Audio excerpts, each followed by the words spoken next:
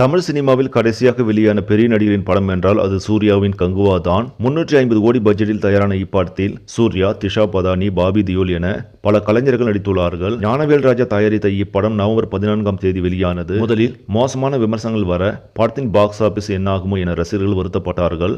ஆனால் எந்த பிரச்சனையும் இல்லாமல் தான் படம் ஓடிக்கொண்டிருக்கிறது. தினமும் சூர்யாவின் கங்குவா படத்தின் வசூல் வேட்டை விவரங்கள் வெளியாகி கொண்டிருக்கிறது. அதன்படி தற்போது 9 நாட்கள் முடிவில் உலக அளவில் 180 கோடிக்கு மேலாக வசூலித்திருப்பதாக தகவல்கள் தெரிவிக்கின்றன. இது ஒரு புறம் இருக்க, தற்போது கங்குவா குறித்து புதிய அப்டேட் ஒன்று வெளியாகி உள்ளது.